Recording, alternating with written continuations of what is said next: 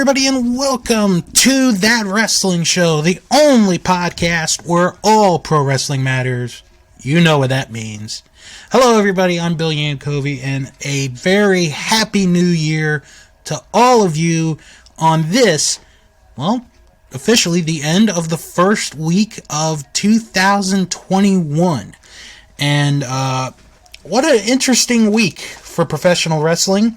This week going to be reviewing both nights of Wrestle Kingdom 15, plus going to be talking about the COVID situation going on in the world of professional wrestling. Unfortunately, some of the legends and heroes are battling it. And you're going to hear me beg WWE a little later on to not have Cardi B be a part of WrestleMania. Before I go any further, I do want to talk about briefly, obviously since the last episode, which was 2 weeks ago, the death of Brody Lee. I did a video that I put up on my YouTube channel, Bill and Company, which I posted a video on our Facebook group the day after Christmas. And obviously the death still is hurting people. It's still, really affecting a lot of people. But I just gotta say, the tribute show, I know I'm a week late, but it's okay because last week was our winter break. That tribute show might have been the best tribute show I've ever seen in my life. And that's in any form of entertainment. That was beyond amazing. It was, I would say, the most emotional 2 hours of wrestling I will ever watch in my life. I honestly thought, and I think a lot of people thought until the 30th of December, that the Eddie Guerrero tribute was the best tribute show ever. And there are probably people that still think that way, which I totally respect and I understand. But my God, that Brody Lee tribute show, if you didn't watch it, go watch it. And if you did watch it, and you weren't fighting back tears, or if you didn't have any tears, you're not human. You are not human. That 2 hour program, like I said, was perhaps the most emotional 2 hours of wrestling I will ever see in my life. And I cried at the end. I bawled like a baby. It was just unbelievable, that tribute ending. I haven't cried like that since the beginning of the Eddie Guerrero tribute. And, that was shocking. Brody Lee's death was shocking. But it was just as sad. I think it was just as sad because, number one, everybody loved Brody Lee. I don't think there's anybody that would say a bad word about Brody Lee. And number two, he was a family man. He cared more about his family than the business. And you don't find a lot of people like that these days, where they care more about their family and want to be with their family than wanting to be in this business, in professional wrestling. And the fact that Tony Khan has promised Brody Lee Jr., his oldest son, that if he wants to be a wrestler when he turns 18, he's got a spot in the AEW roster. He's got a spot. And one other person I have to say, his wife, Amanda, one of the strongest people I think I've ever seen. To have had this tragedy happen,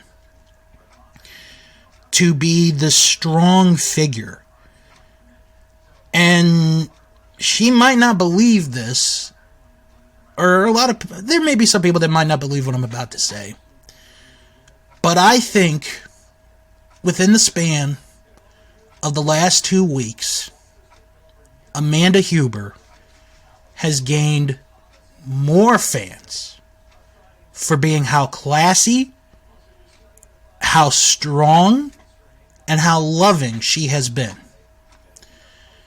And I just want to say to Amanda, if she does listen to this, if she doesn't, I'm okay. Thank you for sharing a wonderful man, a wonderful husband, and being able, to see you and you be a strong influence to a lot of people in a time that we need it. You have become a strong influence on a lot of people, and that's what we need in this world, are strong, caring people. And you have definitely shown that. You have shown a lot of class, and we as wrestling fans are going to get through this together, because I think that's what Brody Lee would have wanted. We're going to get it together. We're going to get through this together.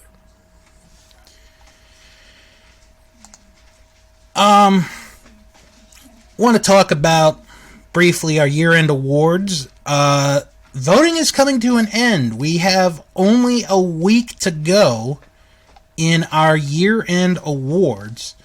And I want to talk about a couple of categories that are very close. We got some close races in some of these categories.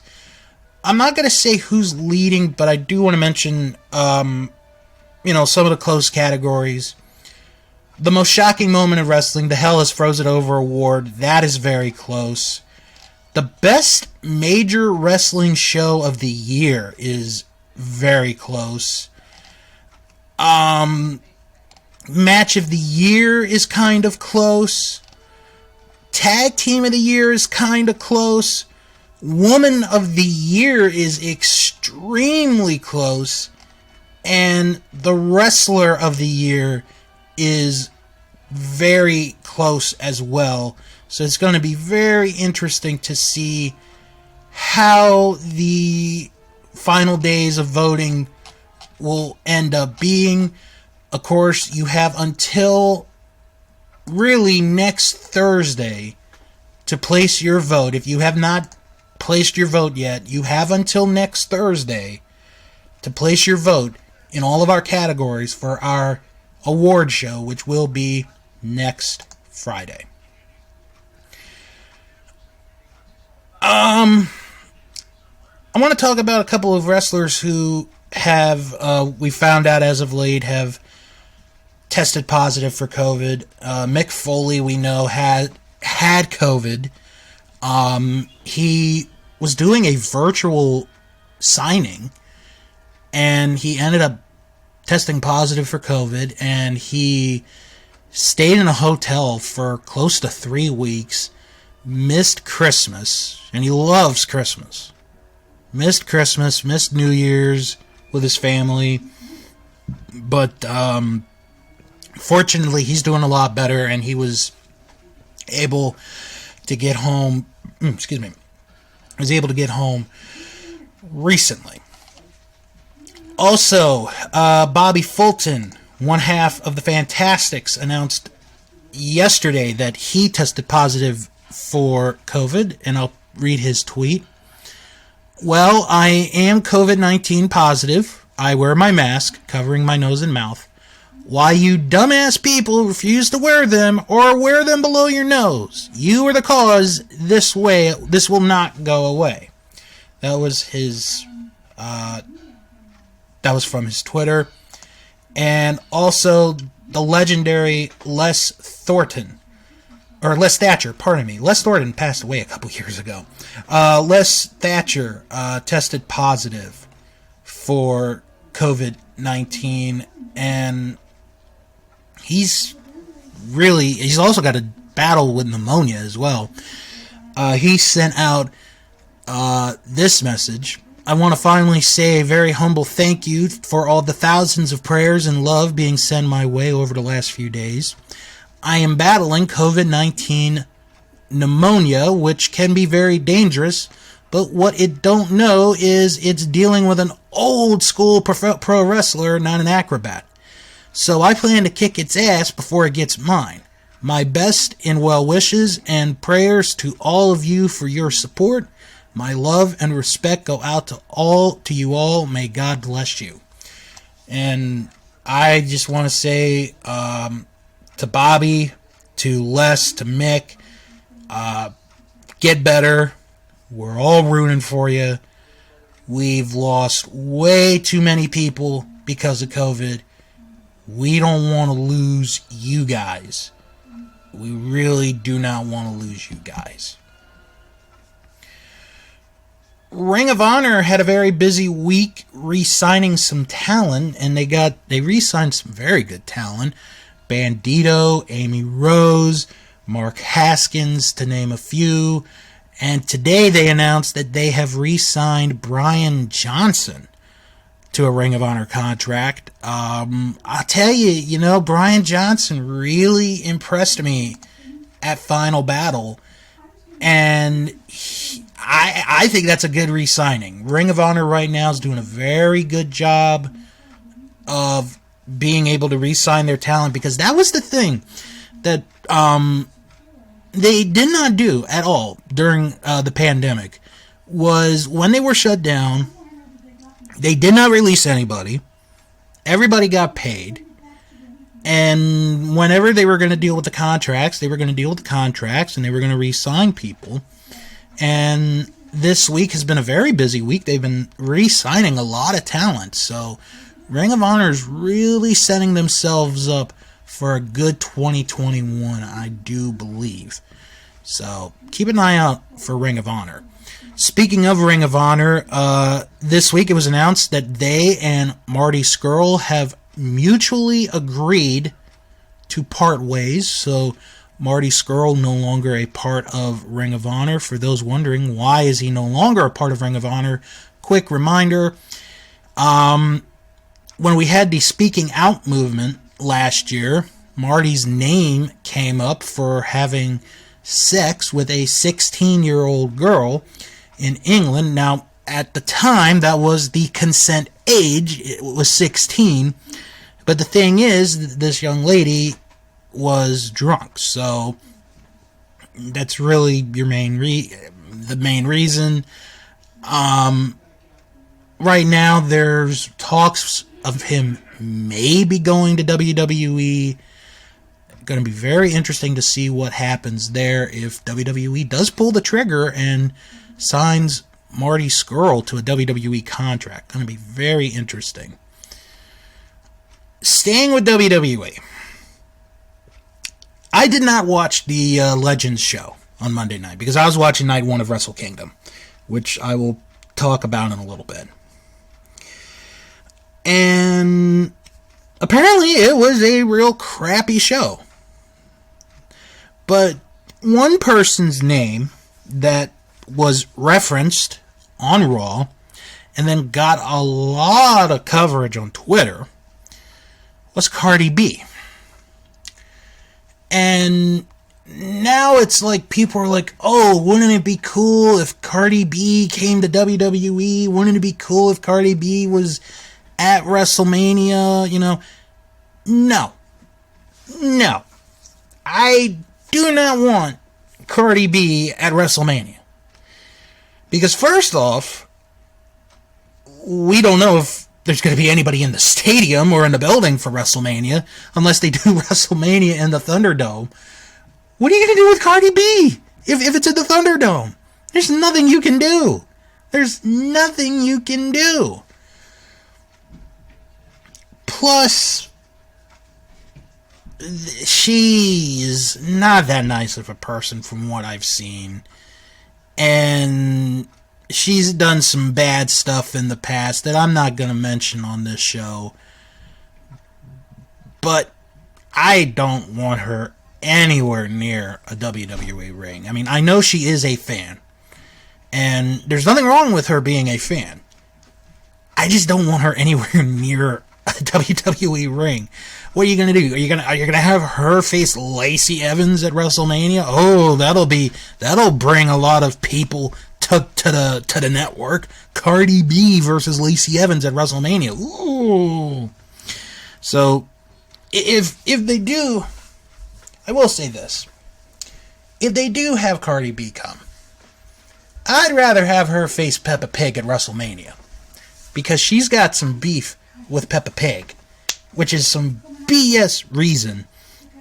Because I talked about this on WWE Free recently with Jim Boy Star, and really the whole thing is Cardi B doesn't like that her 2-year-old daughter jumps in puddles and Peppa Pig, quote unquote, influences the kid.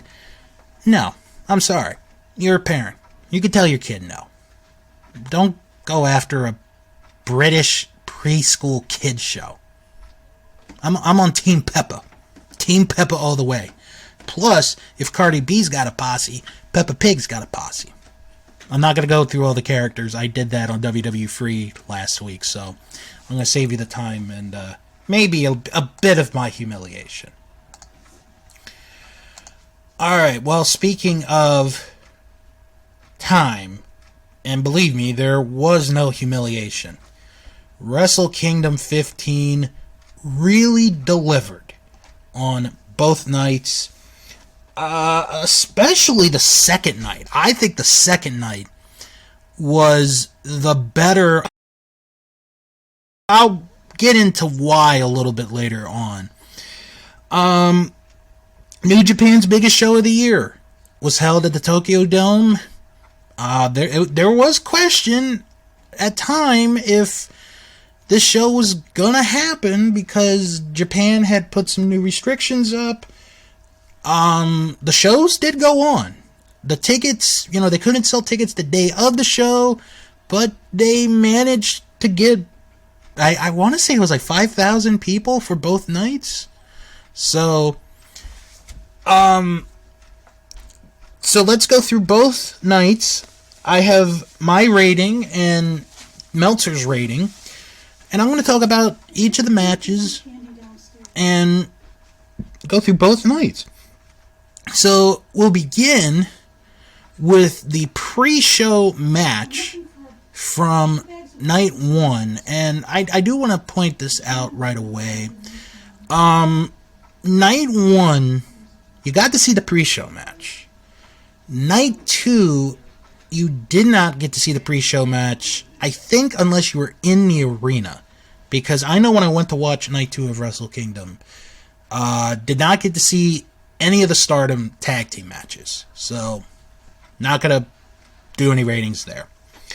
So, the pre-show match for night one was the New Japan Rambo. Basically kind of a Royal Rumble match. You had two competitors start, and then in interval times, another person would enter the ring. But this year was a little different, because instead of the last person remaining being the winner, the final 4 people would be declared the winners and would meet the following night for the King of Pro Wrestling provisional title. So I'm going to save time because there really isn't much to talk about. Chase Owens and Tomohiro Ishii were the first 2 guys, and Ishii was in there for a long time. Owens manages to make it to the end. Really no big surprises, nothing too extravagant to talk about, although I have to admit I liked the ending of the match, because Bushi came out during the match, and he never really entered the ring. He just stayed on the outside. The closest he got to being in the ring was standing on the apron. And then, the final entrant was Toru Yano. And by the time Yano made it to ringside, he was among the final four left. So Chase Owens, Bushi, Toru Yano, and Bad Luck Fale were declared the winners of the New Japan Rambo, which apparently was a tribute to Sylvester Stallone. No, I'm just kidding.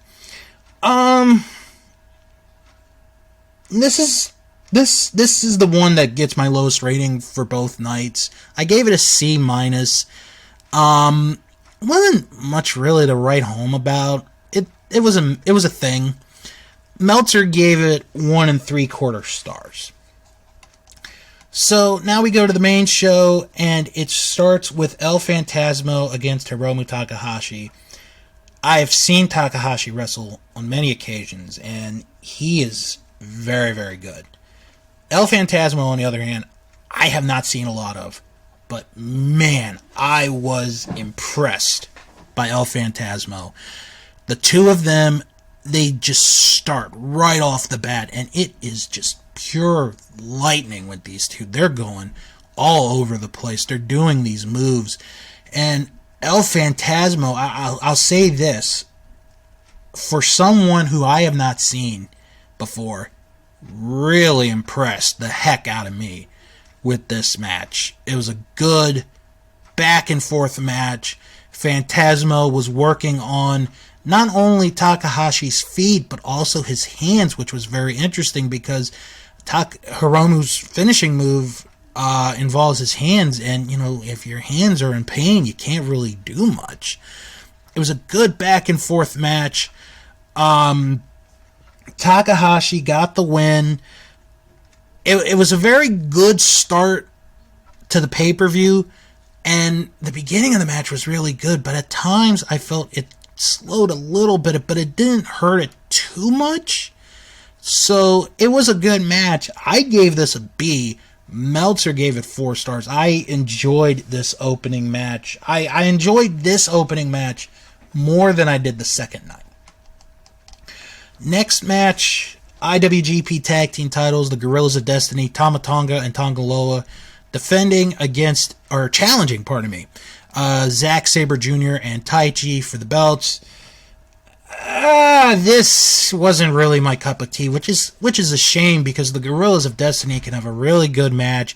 Zack Sabre Jr. is a fantastic wrestler, and when Taichi puts it on, he can put it on. But here, this match just didn't do it for me. And it's kind of disappointing because I thought maybe these 4 could go together and work really good. The Guerrillas of Destiny won.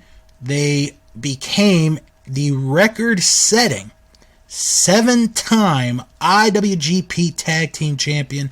The previous record was 6, held by Hiroyoshi Tenzan and Satoshi Kojima. But Tama Tonga and Tonga Loa, 7-time IWGP Tag Team Champions. I gave it a C because there were points where it was good, but just it wasn't that the whole match didn't do it for me. There were some good points in there, but it just, I don't know. It just didn't click for me when I watched it. I gave it a C. Meltzer gave it 3.5 stars, so Meltzer's being a little bit more nice. Now, this next match really surprised me in a good way, in a very good way. Kenta facing Satoshi Kojima with the contract for an IWGP United States title shot on the line. But before we got the match, Jon Moxley appeared on the screen and cut a promo saying, whoever wins this match, I'm ready for you. So that was a nice little surprise. This match was so good. This match was so good. I mean, Kojima, at 50 years old, I believe he's in his 50s, brought his A game to Kenta. He brought it, and it was very good. And there were times where it was like, maybe Kojima's going to win this. You know, they're making you think that Satoshi Kojima is going to win this match. So they did a really good job on that. Good back and forth. Kenta got the win with the go to sleep. So Kenta keeps the contract. More than likely, I think Kenta's going to come to the U.S. to face Jon Moxley for that title, because I really don't see Moxley going to Japan. I gave this a B-. Meltzer gave it 3 3/4 stars. So then we go to the second half of the show, and this is one of the positive things that I gotta say about this year's Wrestle Kingdom, is the fact that there were intermissions to clean the ring, and that there weren't that many matches. And I think WWE could take a lesson from how, you know, Wrestle Kingdom did this year. And I'll give you a perfect example. I'm going to talk about last year's WrestleMania. If you look at both shows, they had a pre-show match, and then they had the card. So if you count, or if you don't count, the pre-show match on both nights, each card, each night of WrestleMania was 8 matches. Both nights of Wrestle Kingdom, if you take away the pre-show match, 6 matches. And that kind of helped the show tremendously. So second half of the show begins with Hiroshi Tanahashi against the Great O-Khan. And this was my first opportunity to see O-Khan in the ring. And I gotta say, I was kind of impressed by him. He stuck with it. He went with Tanahashi. Early on, they did some amateur wrestling. They were going hold for hold. And then Great O-Khan became this dominant monster, going after Tanahashi, attacking him. You know, he was being this heel monster that I haven't seen in a while, and he kind of did a good job of it. Towards the end, Great O-Khan tried to use a chair, but Tanahashi took it away, and then Tanahashi just went to town and hit 2 high fly flows and won the match. And, you know, I have to say, I was really impressed by how O-Khan did in this match. And Tanahashi, who is one of the all-time greats, really helped put this put this guy over. He did a really good job in this match. I gave it a B. Meltzer gave it 3 3/4 stars. Then we go to the match of the night. And there is a possibility that this could be up there for match of the year already. I know, first week, but I'm being serious. It is Kazuchika Okada against Will Ospreay. An amazingly awesome match. These two go at each other. They are beating the crap out of each other. They are doing moves on the floor that would put a normal man out. There was one point where Ospreay, pardon me, I had a brain fart right there. There was a point in the match where Ospreay hits a brain buster through the table, and Okada's back is cut open. Like, he is bleeding. on his back. And it's like, there's no way Okada's going to come back. But he manages to come back. And you just have this amazing match back and forth. Okada hits a tombstone on the apron.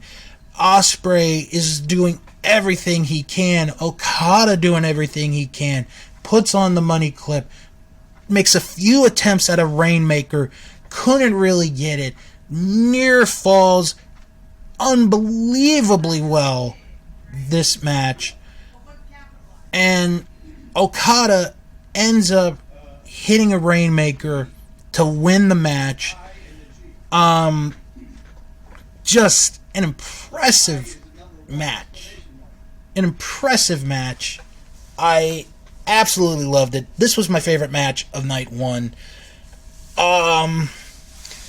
You know what? I'm going to change my grade from what I have it. Because I originally had it as an A. That was an A+ match. That really was. It was that good. If you have not seen it, you need to go see this match. It is absolutely amazing. Meltzer gave it 5.25 stars. So it is over 5 stars already. Then you had the main event of night one, IWGP Heavyweight and Intercontinental title on the line. Tetsuya Naito defending against Kota Ibushi. This was a good match. I don't think it was as good as the one they had in Madison Square Garden, which I was at, and that was a very good match. This was still a good match. Don't get me wrong. This told a much different story, and it is a completely different story from night two. Night one here is they're just having a wrestling match. There's no hatred between the two. It's Ibushi who's had his chance a few occasions, can't win the big one. He can't win the big one. And you have this good back and forth match. There are times where you think, oh, Ibushi's going to get beat. He comes back. Naito hits the Destino a couple of times, can't put Ibushi away, but Ibushi comes back and he hits, the Kamagoye, the knee right into the face. 1, 2, 3. Ibushi wins. Ibushi wins both belts. A really good match. Second best match on night one. It's easily in my top 5 of both nights. Where I would put it, I'm not really sure.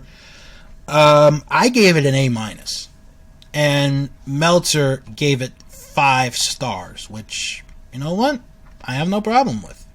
So, now we go to night 2 of Wrestle Kingdom. Like I said, did not get to see any of the Stardom matches that they had on the card. So I'm sure they'll put them up somewhere, but they did not air on NJPW World. But I'll just give you the quick results. There was a 6-woman tag team match. Utami Hayashishita, AZM, and Saya Kamatani defeated Maika, Himeka, and Natsupoi. And the other match was a tag match. Giulia and Suri defeated Mayu Iwatani and Tam Nakano. Those were the 2 pre-show matches. Now to night 2. And my God, this might be the best show of the year. I'm not even kidding. I know it's the 8th of January. This might be the best show of the year. It's going to be so hard to beat. Okay. So the opening match is the 4-way to crown the provisional King of Pro Wrestling champion. So what this is, for those that maybe are a little confused with what this title is about. Basically, it's a trophy. And this was created about 6 months ago by Okada. They announced it in a press conference. that they would have this trophy called the King of Pro Wrestling Champion. And basically, whoever had the trophy at the end of the year would be named the champion. So, Toru Yano was the champion at the end of the year. So, he's the champion for 2020. It's a new year, clean slate. Let's see what we get. So the four men, Chase Owens, Bushi, Bad Luck Fale, and Toru Yano. I loved the beginning of this match. The beginning of this match was funny. Because Yano doesn't want to get in the ring. Bushi doesn't want to get in the ring. It's Owens and Fale. They're the only two guys in the ring. So, bell rings. They get the two sweet. And, oh my god, Owens is down. Fale goes for the pin. It's the finger poke of doom. And Bushi and Yano have to make the save before the match is already over.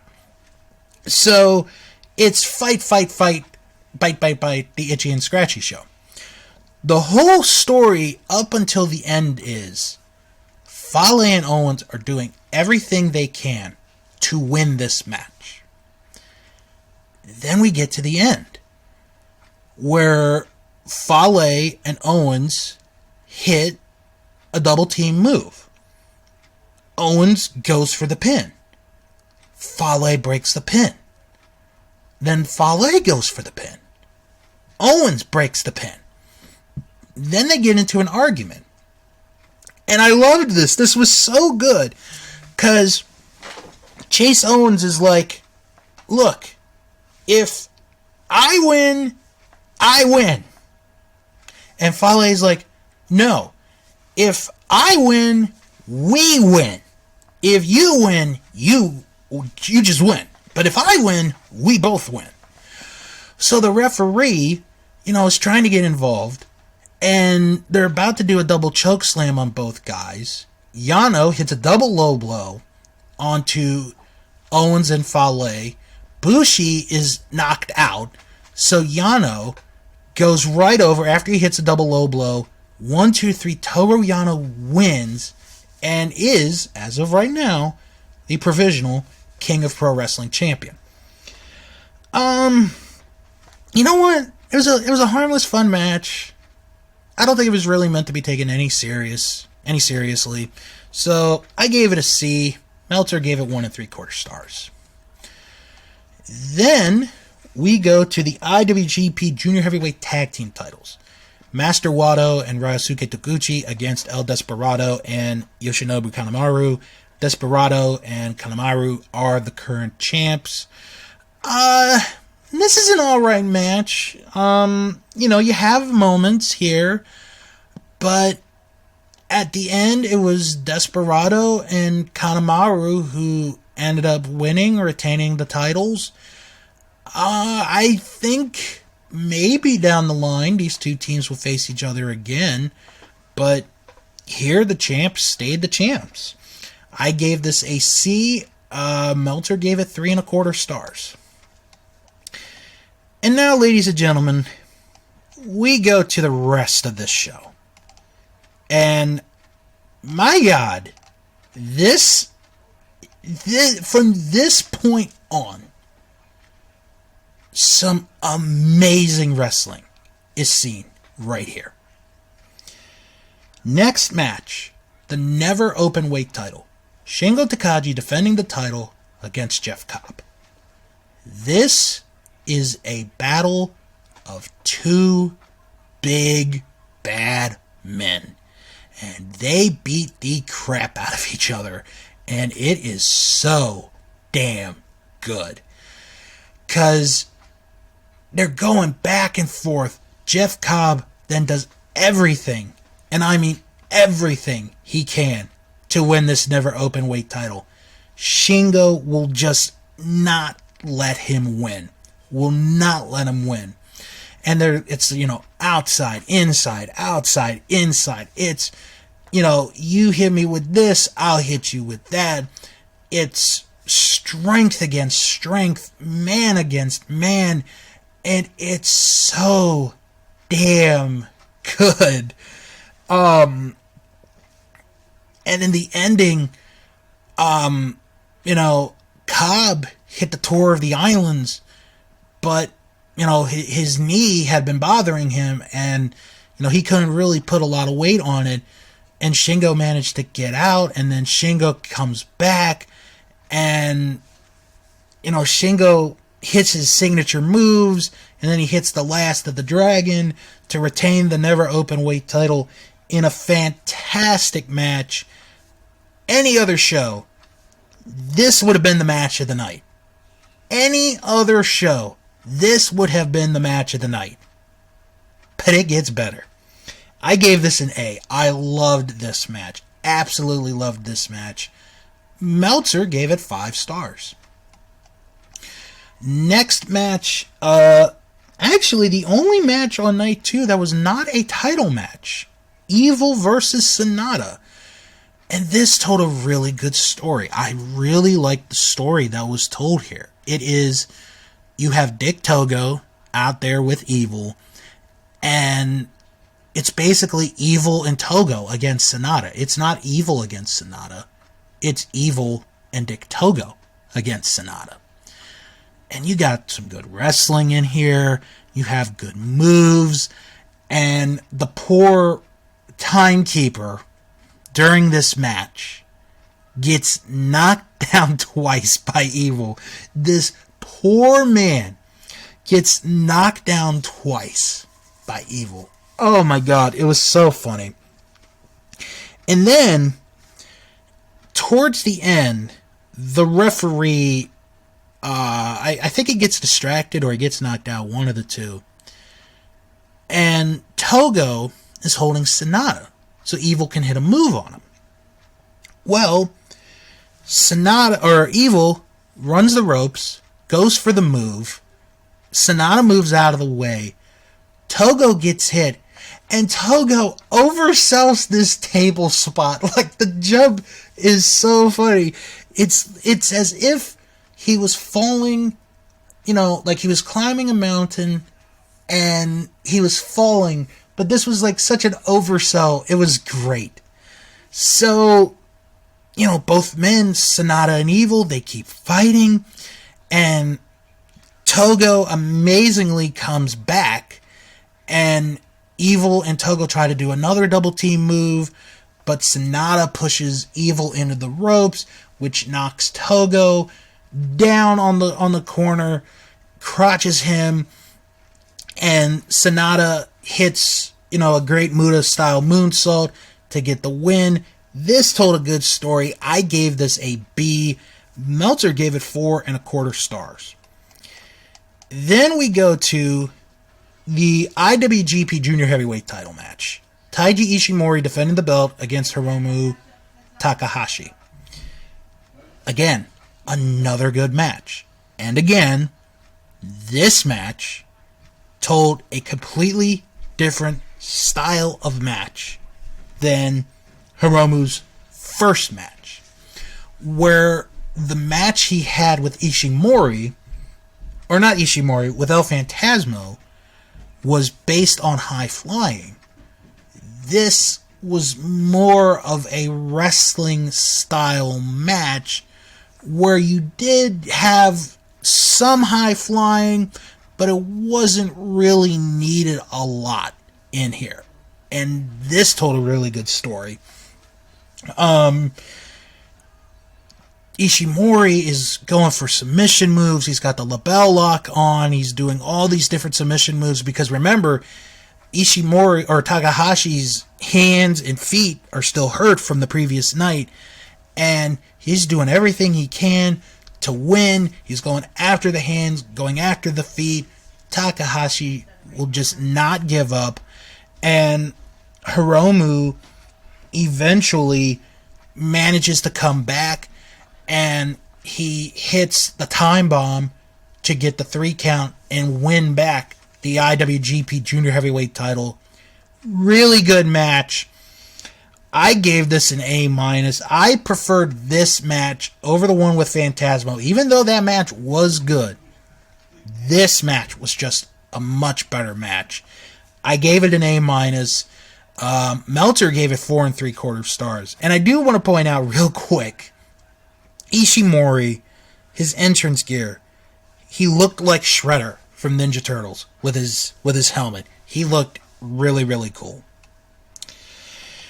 And then the main event of Night 2 of Wrestle Kingdom. And this is the biggie. This is the big one. Kota Ibushi, about 24 hours after beating Tetsuya Naito to win both belts, makes his first defense against Jay White. This match, again, I'm going to use, I know I've said it a lot in this review of both shows, but it is the truth. This match tells a different story than the previous night, and it is so good. Because this is Jay White and Gato playing strategy. They're doing chess with Kota Ibushi. It's basically cat and mouse. Like, how can we do this? How can we beat him? And they're doing everything they can to beat him. White wrestles him. Ibushi wrestles. If Jay White fights, Ibushi fights. If one goes to the floor, the other goes to the floor. They are doing everything to each other to win this match. And neither man is going to give up. And, Jay White on a couple occasions could have won the match, but Red Shoes was like, no, I'm not going to count that. And it is just so good. It's back and forth. And you really don't notice until the commentators say it. And I actually watched the English commentary, which is the first time I've actually watched a New Japan show with English commentary on their streaming service. That was really fun to listen to. And it's like, okay, 20 minutes have gone by. 30 minutes have gone by. 45 minutes have gone by. And it doesn't feel like it's gone that long, which is the amazing part. And, after Jay White does everything, and even Gato got involved with a pair of brass knucks, do everything, Ibushi becomes this other side of him. It's like an evil Kota Ibushi, where he does not care about what Jay White's well-being is, and he just puts him away, and he knocks him out. Ibushi wins the match, keeps the IWGP Heavyweight title and Intercontinental title. An amazing match. I gave this an A+. Meltzer gave this 5 1/4 stars. Really, I would say, if you're going to watch both shows, which I do recommend, the main match to watch on night 1 is Okada and Ospreay. That was an amazing match. The main event of night 2, you have to see. It is absolutely amazing. And I think the second night of Wrestle Kingdom was better than the first one. And the reason I say that is the final 4 matches on this card had a story. They had something to do, something to deal with. It was all personal. And it had something on the line. And I really enjoyed the second night of Wrestle Kingdom 15. It was absolutely amazing. Go out of your way to see this, if you haven't. And if you have, watch it again. Watch it again, because it is really, really good. However, there was a story that broke from this, especially from the second night, where Jay White said in his press conference after his match that he is leaving New Japan Pro Wrestling. And the next night was maybe his last night. You know, I can't say if it's like a storyline or if it's actually true. But if it is true, and he is gone from New Japan, boy, oh boy, you got some deep pockets that are about ready to pay money to get Jay White. And if it is a storyline, well, then you've got quite a storyline here, to be honest with you. So, be funny to see. Be funny to see how this ends up going. Well, that is actually going to do it for the first show of the year. Yes, the first show of the year is in the books. So let's quickly check if there are any emails. Maybe there are, maybe there aren't. Let's see. No emails. Okay, so we can go on and wrap up the show and tell you what is planned for next week. So if you guys have any questions or comments, send an email, wrestlingman@thatwrestlingshow.com. Follow the show on Twitter at WrestlingShow11. Follow us on Instagram at ThatWrestlingShow. Join the Facebook group. It is That Wrestling Show fan group. You type that in the search bar. Boom, you're right there. And if you can't find it, it's okay. I post a link in the description of each and every episode. And visit the Patreon page, patreon.com/thatwrestlingshow. Alright, some podcasts you guys should check out. It is Our Vantage Point, the Retro Wrestling Podcast with Joe Murata and Michael Quinn. This week, they discuss what went wrong with Diesel as the WWF Champion. Plus, Week 3 of the Royal Flush of the Worst Feuds. And they review an episode of WWF Superstars from December 29th, 1990. Plus, if you join their Patreon page, and like I say, this is the only podcast that I will plug their Patreon. If you join their Patreon, and if you do the $5 tier, right now, ladies and gentlemen, up is their review of the 1992 Royal Rumble event, including the biggie, the Royal Rumble match for the WWF title. You're going to want to hear that review. Our Vantage Point, the Retro Wrestling Podcast. Now, if you want to listen to a man who does this show by himself, or does a podcast by himself, then check out Greetings from Allentown with Peter Winson.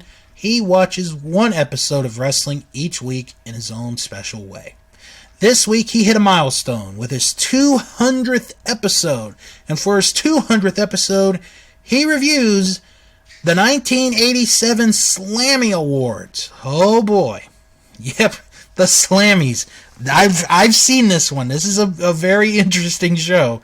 So I can't wait to hear this review of the 1987 Slammy Awards this week on Greetings from Allentown.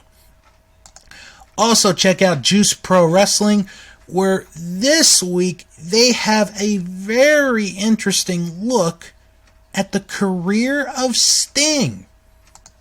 No, not the singer, the wrestler, Sting, Steve Borden.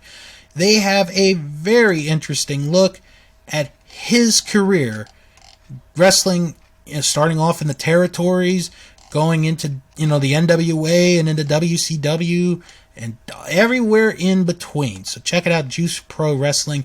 And real quick while I'm at it, want to send out a congratulations to Justin from Juice Pro Wrestling, who recently got engaged. So congratulations to Justin on his engagement to be married. And check out Two Fans Review Wrestling Podcast, where this week they review World War III from 1995, plus their usual ECW, Saturday Night, Raw, Nitro, that stuff. This week on Two Fans Review Wrestling. Now, if you're looking for non-wrestling related podcasts, check out Last Stop Penn Station with Kerry Silken and Ian Riccaboni. as we look into the life of Carrie Silken. It is their season 3 premiere, and this involves Ian Riccaboni singing. That might actually be pretty interesting. Check it out. Last Stop, Penn Station. Also, check out The Castle Vault, a chronological deep dive of Disney animated films powered by Disney+. This week, they go into the unknown as they watch and review Frozen 2. That is this week on The Castle Vault.